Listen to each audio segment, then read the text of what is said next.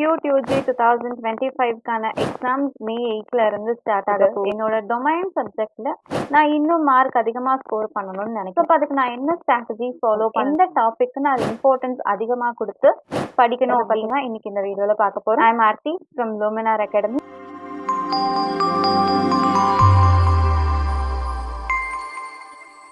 So accounts பொறுத்த வரைக்கும் நம்ம மெயினாக இம்பார்ட்டன்ஸ் கொடுக்க வேண்டிய சாப்டர்ஸ் அப்படின்னு பார்த்தீங்கன்னா Chapter 1 Accounting for Partnership and Chapter 4 Company Accounts and Accounting for Shares and Debentures and Unit 5 Analysis of a Financial Statement. So இந்த 3 சாப்டர்ஸ்ல இருந்துமே பார்த்தீங்கன்னா ஒரு சாப்டர்லையும் அரவுண்ட் 10 கொஷின்ஸ் கிட்ட கேட்குறாங்க. ஸோ இப்போ இந்த 3 சாப்டர்ஸ் நம்ம கவர் பண்ணாலே அரவுண்ட் 30 கொஷின்ஸ் கிட்ட நம்மளால ஆன்சர் பண்ண முடியும்.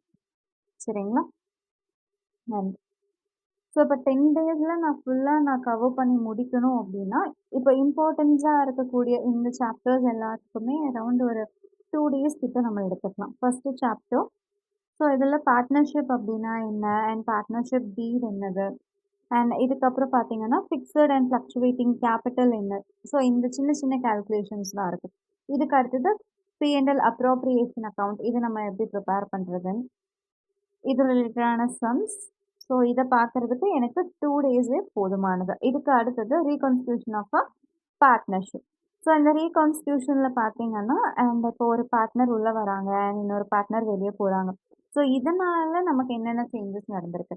ஃபார் எக்ஸாம்பிள் என்னோட அசட் அண்ட் லயபிலிட்டிஸ் எல்லாத்தோட வேல்யூவுமே சேஞ்ச் ஆகும். ஸோ இதுக்காக ரீவேல்யூவேஷன் அக்கௌண்ட் ப்ரிப்பேர் பண்ணணும். அண்ட் பார்ட்னர்ஸோட ப்ராஃபிட் அண்ட் ஷேரிங் ரேஷியோ அப்படிங்கிறது சேஞ்ச் ஆகும். ஸோ இது எதர் இது கெயினாக இருக்கலாம் ஒரு சாக்ரிஃபைஸாக இருக்கலாம். ஸோ இப்போ இதை எப்படி நம்ம கால்குலேட் பண்ணுறது அண்ட் என்னோட ஃபர்மோட குட்வில்லும் என்ன ஆகும், சேஞ்ச் ஆகும். ஸோ இதில் கொஞ்சம் நிறைய இருக்கிறதுனால இதுக்கு ஒரு 1.5 டேஸ் நம்ம எடுத்துக்கலாம். And next unit 3 dissolution of a partnership. So இப்போ என்னோட ஃபர்மை நான் ஷட் டவுன் பண்ணிட்டு நான் போக போகிறேன்னா அந்த ஸ்டேஜில் நான் என்னென்ன பண்ணணும் அப்படிங்கிறது தான் இந்த சாப்டரில் பார்ப்போம். ஸோ இதுக்கு ஒரு 1 டே அப்படின்னு நம்ம எடுத்துக்கலாம். And chapter 4 company accounts. இப்போ நான் ஒரு கம்பெனி நான் ஓப்பன் பண்ணுறேன். ஸோ ஓப்பன் பண்ணும்போது எனக்கு ஃபண்ட் அப்படிங்கிறது தேவைப்படும். ஸோ இதனால் நான் என்ன பண்ணுவேன், பப்ளிக்கிட்ட இருந்து ஃபண்டை ரைஸ் பண்ண போகிறேன். ஸோ இதை வந்து என்னோட ஷேர் கேபிட்டல். ஸோ ஷேர் கேபிட்டல்னா என்ன அண்ட் இதில் என்னென்ன டைப்ஸ் இருக்குது அண்ட் இதை இஷ்யூ பண்ணும்போது என்னென்ன ப்ராசஸ் நான் அண்டர்கான் பண்ணணும். ஸோ இப்போ பப்ளிக்காக நான் ஷேர் இஷ்யூ பண்ணியாச்சு. ஒரு ஷேரோட ப்ரைஸ் நான் 10 rupees அப்படின்னு சொல்லி நான் வச்சுருக்கேன். அண்ட் இதில் பார்த்தீங்கன்னா ஒரு சில ஷேர் ஹோல்டர்ஸ் இந்த 10 rupeesயுமே எனக்கு பே பண்ண மாட்டாங்க. சப்போஸ் அவங்க அப்படி பே பண்ணலை அப்படின்னா அவங்கக்கிட்ட இருந்து அதை நான் திரும்ப வாங்கிக்குவேன். இதுக்கு பேர் ஃபோர்ஃபீச்சர் அப்படின்னு சொல்லுவோம் இல்லையா? ஸோ இந்த ஃபோர்ஃபீச்சர் பண்ணும்போது என்னென்ன ப்ரொசீஜர்ஸ் அண்ட் சம் சிச்சுவேஷன்ஸில் என்ன பண்ணுவாங்க, ஷேர் ஹோல்டர்ஸ் நம்மளுக்கு முன்னாடியே அமௌண்ட்டை பே பண்ணிடுவாங்க. ஸோ இதை வந்து கால்ஸ் அண்ட் அட்வான்ஸ் அப்படின்னு சொல்லுவோம். அண்ட் சர்டைன் கேசஸில் என்ன ஆகும், அவங்க டிலே பண்ணி பே பண்ணுவாங்க. இதுக்கு பேர் கால்ஸ் அண்ட் அரியர்ஸ். ஸோ இது எல்லாமே நம்ம எப்படி ரெக்கார்ட் பண்ணுறது. அண்ட் சம்டைம்ஸ் என்ன பண்ணுவோம் அப்படின்னா நம்ம கேஷுக்கு ஷேரை இஷ்யூ பண்ண மாட்டோம், அதர் தேன் கேஷுக்கு நம்ம கொடுப்போம். ஸோ இதில் கொஞ்சம் எனக்கு நிறைய ஐட்டம்ஸ் நான் பார்க்க வேண்டியது இருக்கிறதுனால இதுக்கு ஒரு 2.5 days அப்படின்னு சொல்லி நம்ம எடுத்துக்கலாம். And next one analysis of a financial statement. So இப்போ ஃபினான்ஷியல் ஸ்டேட்மெண்ட்டில் எனக்கு என்னென்ன இன்ஃபர்மேஷன்ஸ் இருக்கும் அண்ட் இதில் நான் என்னென்ன ரேஷியோஸ் நான் யூஸ் பண்ண போகிறேன், இதை வந்து என்னோட டெசிஷன் மேக்கிங்க்கு நான் எப்படி யூட்டிலைஸ் பண்ணிக்க போகிறேன் அப்படிங்கிறதுக்காக தான் இந்த அனாலிசிஸ் அப்படிங்கிறது நம்ம பண்ணுறோம். சரிங்களா? ஃபார் எக்ஸாம்பிள் இப்போ என்னோட டெப்ட் டு ஈக்விட்டி ரேஷியோ வந்து 2:1 அப்படிங்கிறது இருக்கணும்.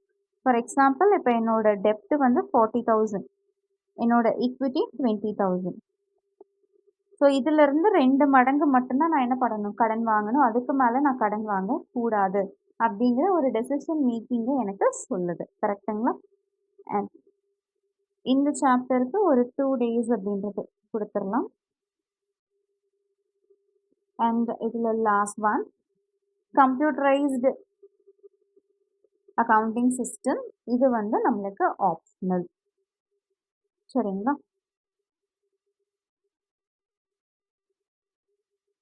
அண்ட் இப்போ டோட்டல் டேஸ் அப்படின்னு பார்த்தீங்கன்னா அரௌண்ட் 9 டேஸ் கிட்ட வருது. அண்ட் பேலன்ஸ் இருக்க 1 டேவை நம்ம என்ன பண்ணிக்கலாம், ரிவிஷனுக்காக நம்ம யூட்டிலைஸ் பண்ணிக்கலாம். ஸோ இப்போ டோட்டலாக 9 டேஸில் நான் ஃபுல் போர்ஷன் முடிச்சுட்டு பேலன்ஸ் 1 டே அப்படிங்கிறது எனக்கு ரிவிஷனுக்கு அவைலபிளாக இருக்கும். ஸோ அதுக்கேற்ற மாதிரி உங்களோட ப்ரிப்பரேஷன்ஸை ஸ்டார்ட் பண்ணிக்கோங்க. இது மாதிரி இன்னும் நிறையா வீடியோஸ் தெரிஞ்சுக்கணும் அப்படின்னா லூமினார் அகாடமி சேனலை சப்ஸ்கிரைப் பண்ணி வச்சுக்கோங்க. தேங்க்யூ.